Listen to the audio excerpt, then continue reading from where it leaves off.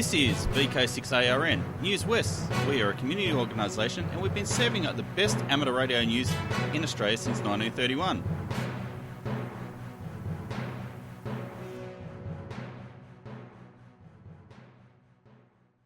Hello, this is Clinton, VK6FCRC, and welcome to Newswest for the 15th of September 2024. Now on with the show. Hi folks, if you're intending to register for Perth Tech, here's your final on-air reminder to register. Registrations close on Thursday the 19th of September and prior registration is compulsory, no walk-ins. If you haven't yet considered or decided not to register for Perth Tech, let me tempt you to make or change your decision. The Perth Tech program has something for everyone, a good mix of technical and practical.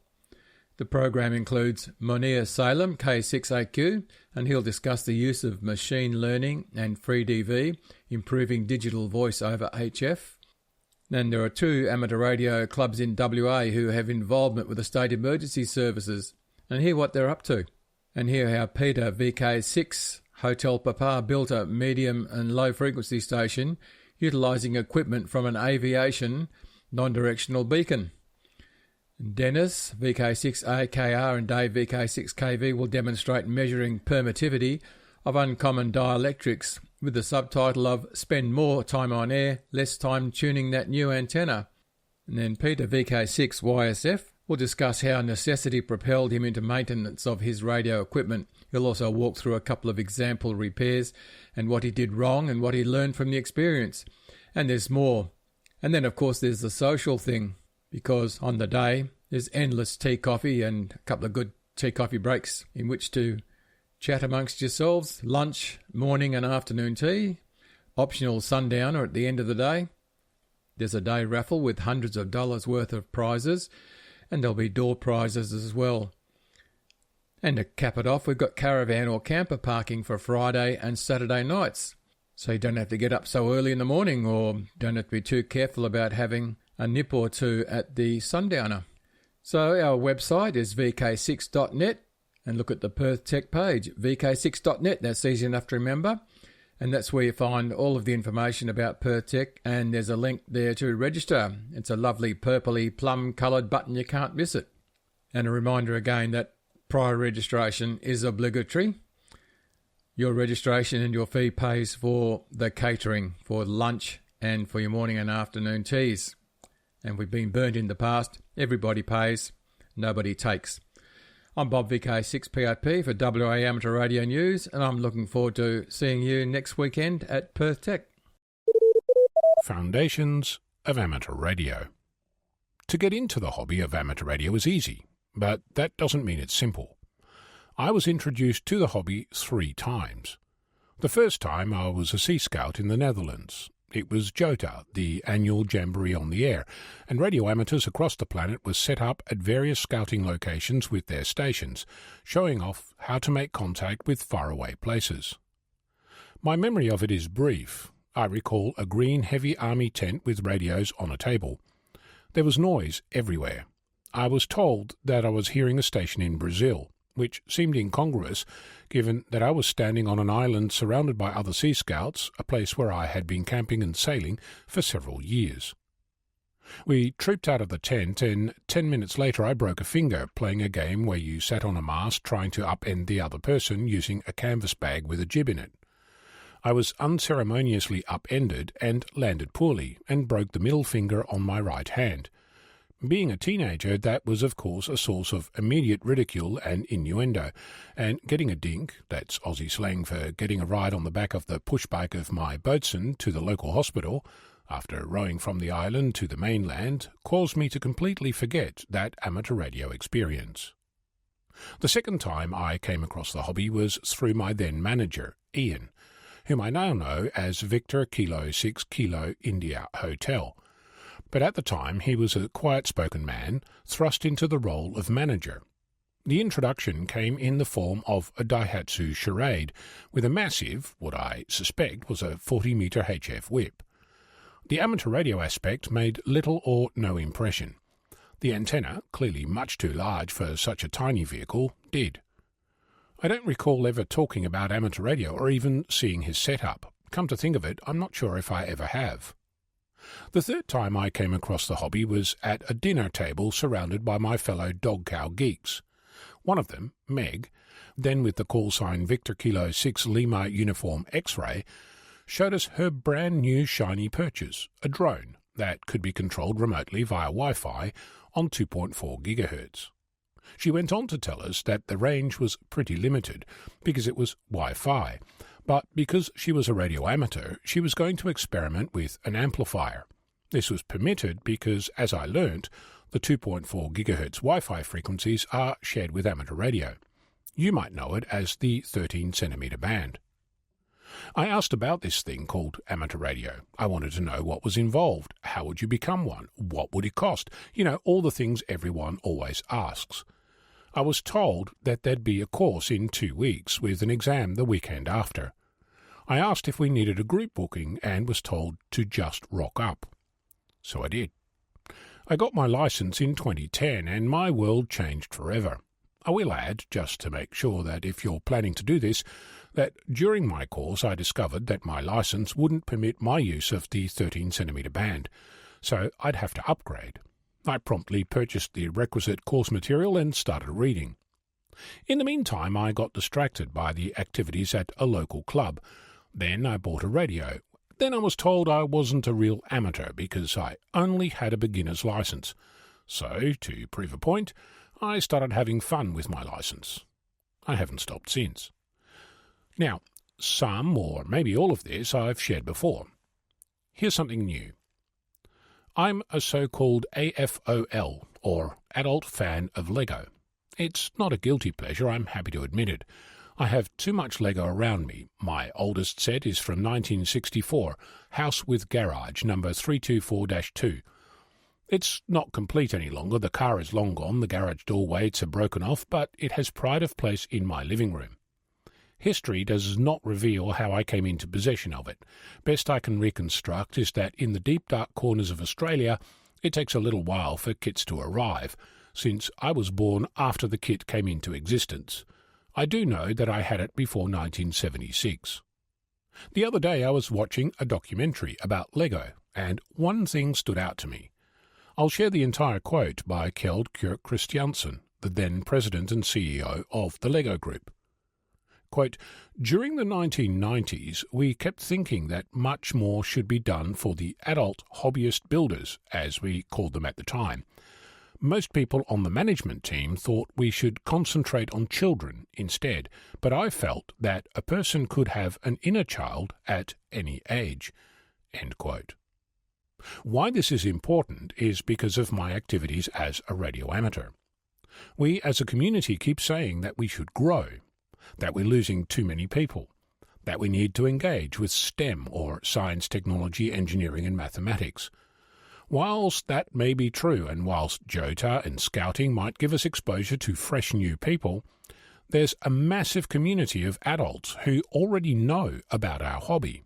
They just don't yet know how it might interact with them personally, or how they might find it interesting or engaging, rewarding, and all the other things that you, as an amateur, already know about. So, if there's adult fans of Lego, why not adult fans of amateur radio?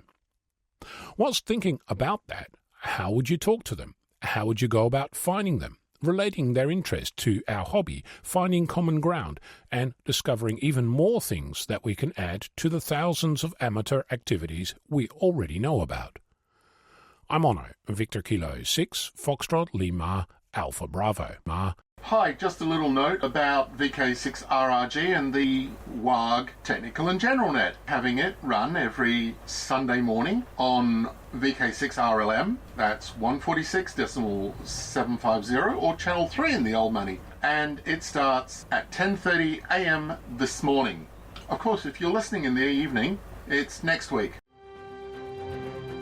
This is Newswest, your amateur radio news on VK6ARN, originating on the Newswest linked repeater network and HF relays. On Tuesday afternoons and evenings, the 40 and 80 metre bands come alive with the sound of slow CW. Who would have thought that this ancient art which some say was once such a dreaded part of the amateur licence test, would become so popular in these days of modern communications. The uncontrolled net is run in designated portions of the two bands to encourage new CW operators to have a go at slow CW in a safe and really friendly environment. Slow speed and lots of mistakes are par for the course. It's all about having a go, starting with a basic call sign and RST exchange, then over time getting better and better. The net also attracts its fair share of old-timers who enjoy helping others to have a go or to just enjoy the banter.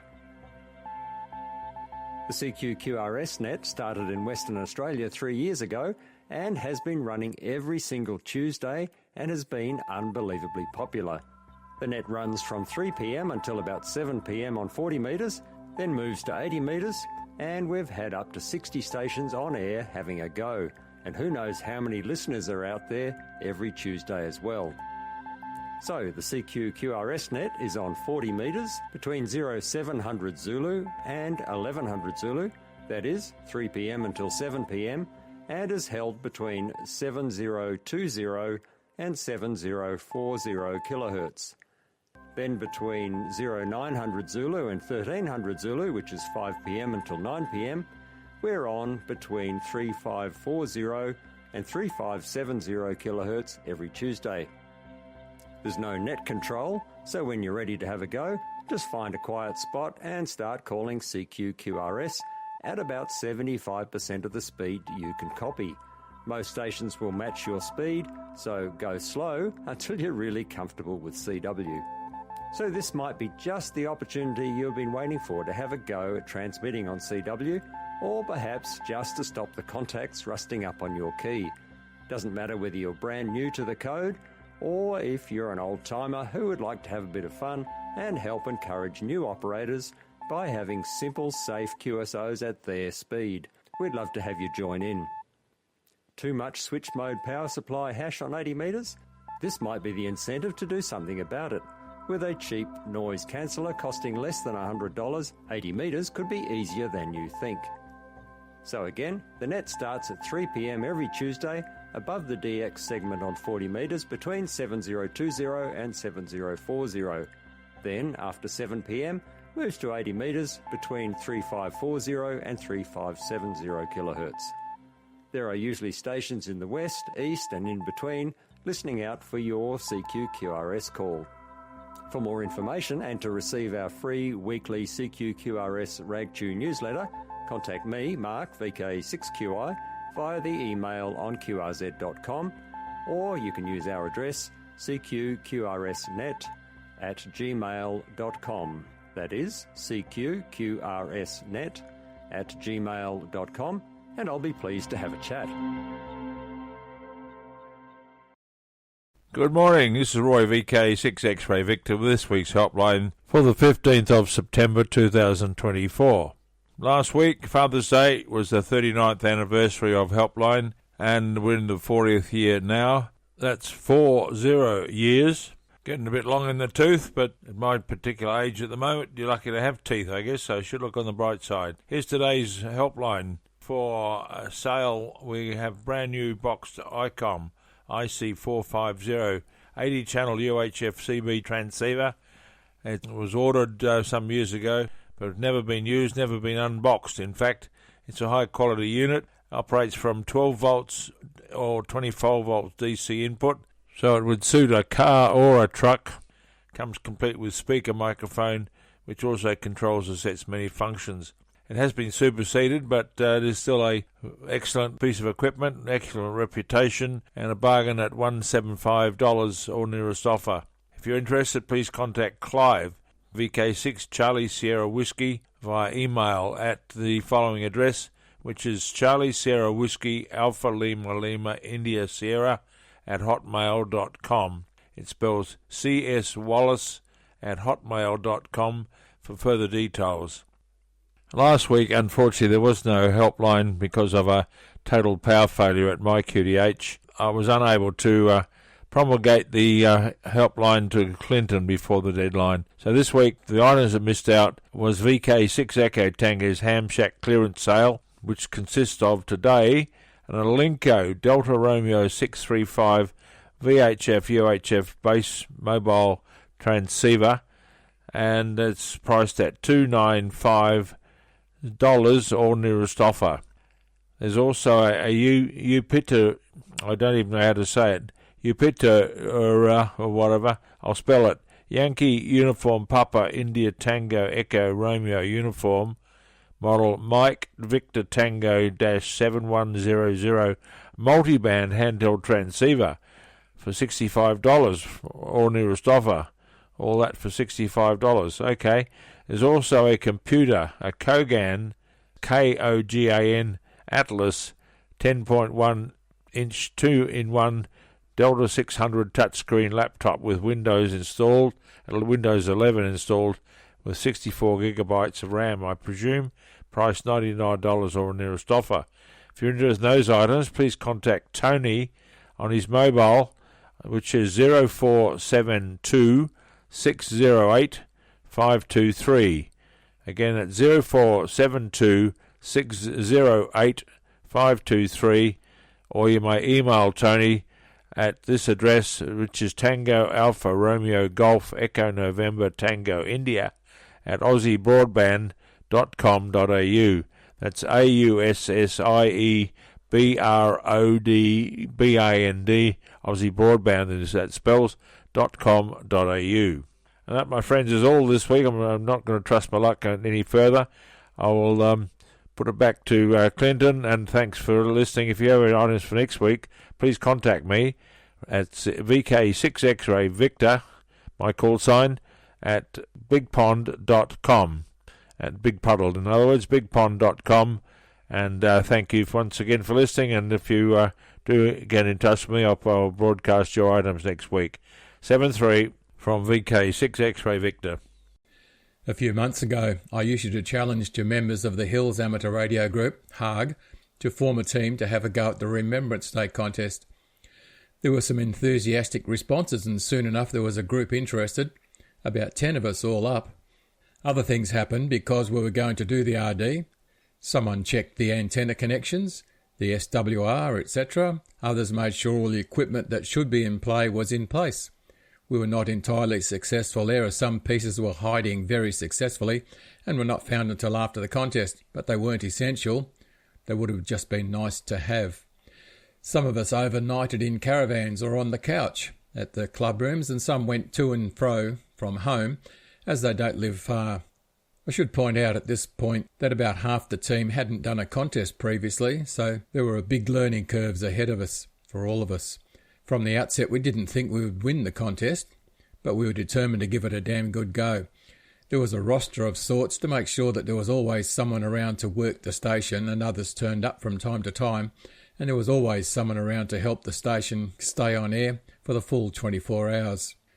While the station was being worked, members would make tea and coffee, provide biscuits and scones and so forth, making the event pleasantly social, as well as giving the contest a good go. As it turned out, we did a bit more than give the contest a good go. Our entry was in the multi category. That means we had multiple operators on the team and used more than one transmitter at a time. And we were quite amazed to find out that we came third overall in Australia, third place in the whole country, and were the highest scoring multi team in Western Australia. That was pretty good, I thought. Top of the Wazza in Western Australia. So, congratulations team, we did it. What next? Well, there's an Oceania DX contest looming. I wonder. I'm Bob, VK6POP. This is Newswest, your amateur radio news on VK6ARN, originating on the Newswest linked repeater network and HF relays. Hi there, it's Clinton, VK6FCRC, back with you. And did you know that Newswest is now on YouTube? Type in youtube.com/@Newswest weekly podcast -Kilo Zulu 7 Yankee Charlie. Oh, and before I go, I'd like to thank those watching on YouTube or ATV, the readers, and you for listening. I'd also like to thank our team, the broadcasters, and those submitting content each week. Please stand by now for callbacks after the broadcast, or head over to the VK6.net website and fill out the forms so we know how many people are listening each week.